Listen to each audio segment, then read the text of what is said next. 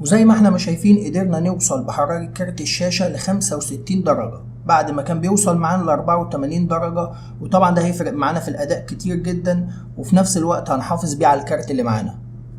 كارت الشاشة يعتبر من أهم وأغلى القطع الموجودة في التجميع بتاعتنا، وعشان نحافظ على كارت الشاشة هنا في حاجتين أساسيين. أول حاجة معانا الفولتيات. لو أنت مش عارف في فولتيات الكارت أو ما عندكش خبرة بيها ما تحاولش تلعب في فولتيات الكارت، لأن هنا الغلطة في فولتيات الكارت ممكن تخلي كارتك يضيع، أو بمعنى أصح الغلطة فيها ما بتتصلحش غير عند بتاع الصيانة. فحاول على قد ما تقدر لو أنت مش فاهم في فولتيات الكارت ما تلعبش في فولتيات الكارت نهائي أو تيجي جنبها. تاني حاجة معانا هي حرارة الكارت. حرارة الكارت من الحاجات اللي ممكن تخلي العمر الافتراضي للكارت يقل، وفي نفس الوقت ممكن تخلي اداء الكارت يقل، لان الكارت هنا لما بيوصل لدرجة حرارة معينة بيبدأ يقلل من ادائه عشان يحافظ على نفسه عشان ما يتحرقش. وفي نفس الوقت طول ما الكارت بتاعك حرارته عالية طول ما العمر الافتراضي بتاع الكارت بيقل. فعشان هنا تاخد اداء كويس من الكارت وتحافظ على الكارت وعمر الافتراضي معاك يطول، لازم تخلي بالك من موضوع الحرارة وتحافظ على حرارة الكارت انك تخليها في رينج الطبيعي. وفي فيديو النهارده انا جايب لك كارت عمره حوالي 5 سنين، هو ال RTX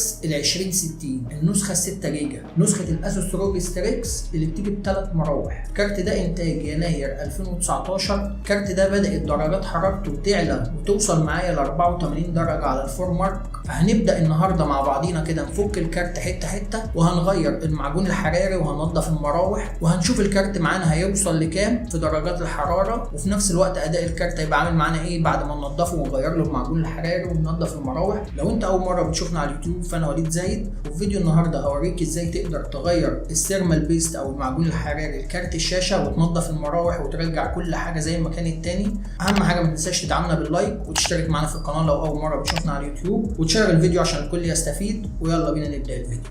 بعد ما فكينا الكارت من الكيسه زي ما احنا ما شايفين كده الكارت عليه تراب من بره،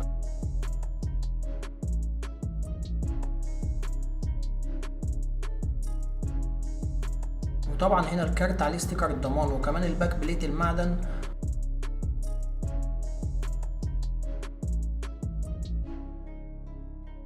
وهنا هنحتاج قصافة تكون طويلة وتكون رفيعة من قدام عشان نقدر نفك المسمار اللي عليه ستيكر الضمان من غير ما يبان. هنبدأ نفك هنا أول مسمار اللي عليه الستيكر وبالراحة خالص لحد ما نفكه، وبعد ما فكناه هنكمل فك باقي المسامير اللي رابطة الكارت. ويفضل ان احنا نصور الكارت قبل ما نفك المسامير عشان نبقى عارفين كل مسمار مكانه فين. والموضوع سهل جدا وبسيط بس محتاج تركيز مش اكتر.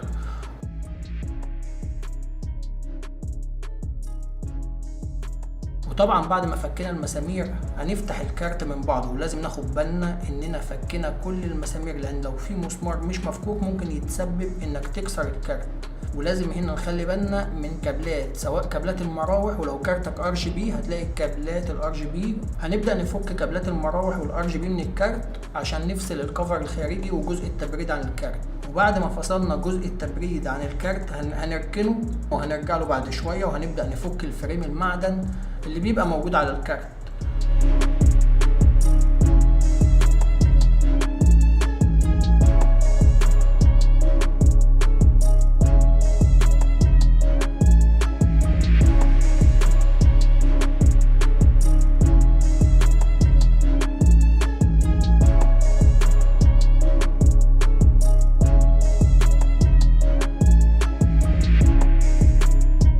هنا بيبقى فيه مسمارين لازم نفكهم عشان نفصل الفريم المعدني عن الكارت.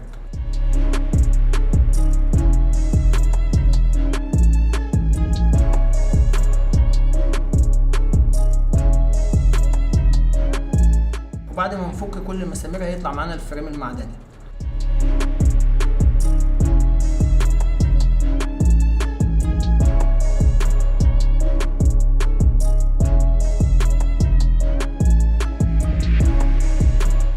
بعد كده هنفك الباك بليت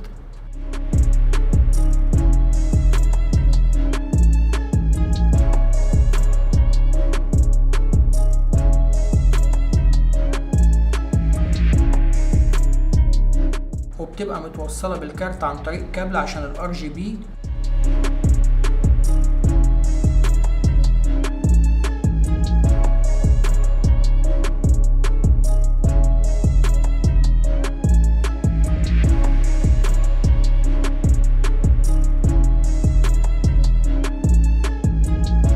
وبعد كده هنبدأ نمسح المعجون القديم بأي منديل، ويستحسن إننا نستخدم أي مادة زي الأكاي الجاف أو ال 530 أو أي سبيرتو كحول طبي عشان تسهل معانا مسح المعجون القديم. وبأي منديل هنبدأ نمسح لحد ما ننضف المعجون القديم.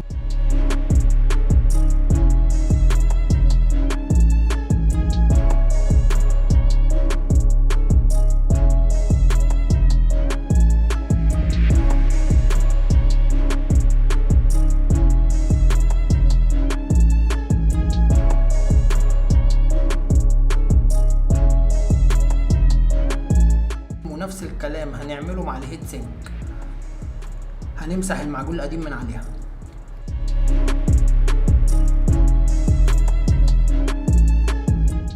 وبعد كده هنبدأ ننظف التراب اللي موجود على رمات الكارت وأجزاء الكارت الداخلية واللي متجمع على المكثفات وعلى الأيسات اللي موجودة في الكارت بفرشة أسنان أو بأي فرشة تكون ناعمة. ونخلي بالنا هنا عشان ما نخبطش أي مكون من مكونات الكارت. وبعد ما نخلص هنبدأ نفك الهيت سينك والمراوح عشان ننضفهم، وبيكونوا مربوطين ب6 مسامير.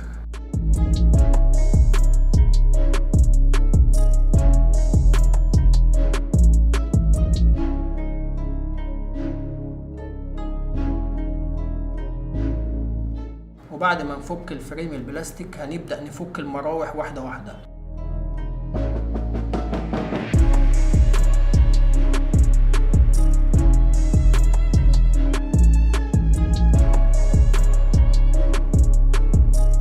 وهنا الميزة في مراوح اسوس ان المراوح اسوس معظمها بتكون ضغط، بمعنى اننا نقدر نفصل المروحة عن الموتور من غير ما تتكسر. بس لازم هنا نكون واخدين بالنا جدا جدا، لان الموضوع ده خطر جدا. ولو شاكك 1% انك مش هتعرف تعملها ما تجربهاش، لان لو اتكسرت منك مروحة لا قدر الله هتدوخ لما تلاقي مروحة بدلها. وحرفيا انا كانت في مروحة هتتكسر مني بس ربنا استرها وعدت على خير. طبعا هنا هفك المراوح وهبدأ انضفها بالراحة وامسح التراب اللي بيبقى جوه الموتور وعلى الاكس اللي بيبقى داخل جوه الموتور.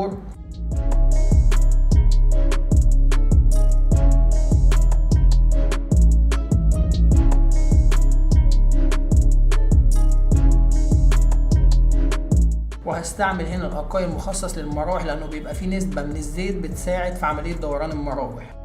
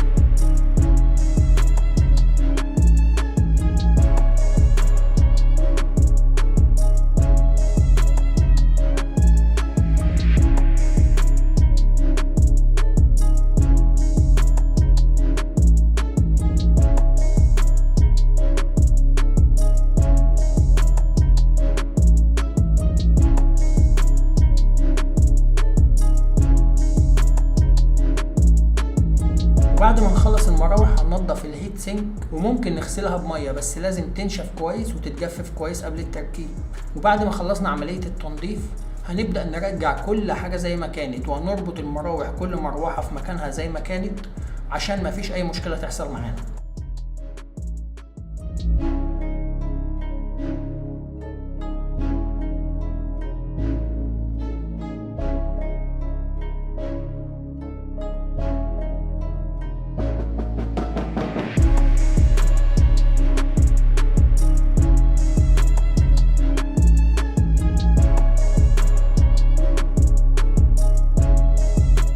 وبعد كده هنركب الفريم على المراوح ونثبته كويس.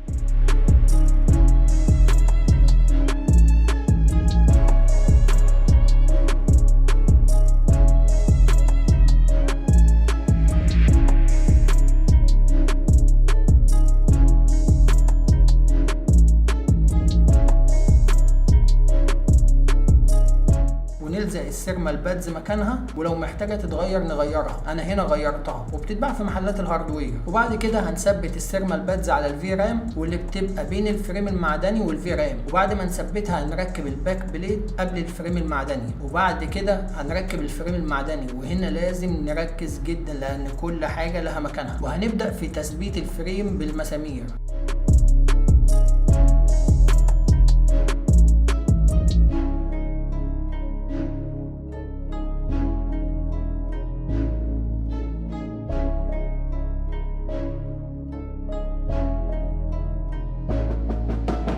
وبعد ما نثبت الفريم ونربط كل المسامير بتاعته هنبدأ نحط المعجون الحراري بتاعنا. وهنا انا هستخدم معجون الMX4، ولازم نفرد المعجون كويس جدا وتكون الكمية ولا زيادة ولا قليلة، ونفرده على شريحة الGPU كلها. وبعد كده هنركب كابلات المراوح والRGB ونقفل الكارت زي ما كان.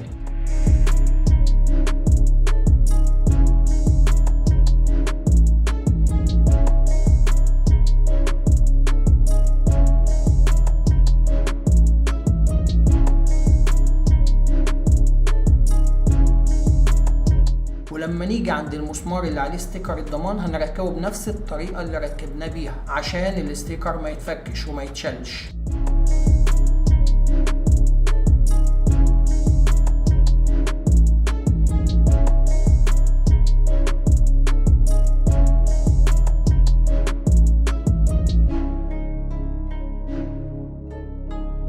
وبعد ما قفلنا الكارت ورجعنا كل حاجة زي ما كانت زي ما احنا شايفين، هنمسح الكارت مسحة خارجية كده، وهنركب الكارت في الكيسة وهنبدأ نعمل اختبار للكارت ونشوف درجة الحرارة توصل لكام.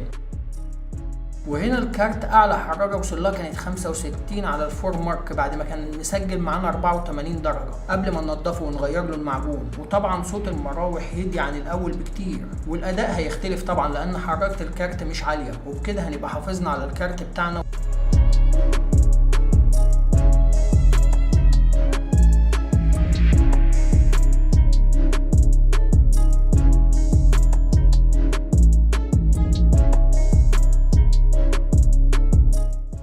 كده نكون وصلنا لاخر الفيديو. لو انت اول مره بتشوفنا على اليوتيوب ما تنساش تشترك معانا في القناه وتفعل الجرس عشان يوصلك كل الفيديوهات، وما تنساش تعمل لنا لايك عشان خاطر بيفيد القناه كتير. ولو احتجت اي حاجه ممكن تكتب لي في التعليقات وانا هرد عليك على طول. كان معاكم وليد زايد، سلام.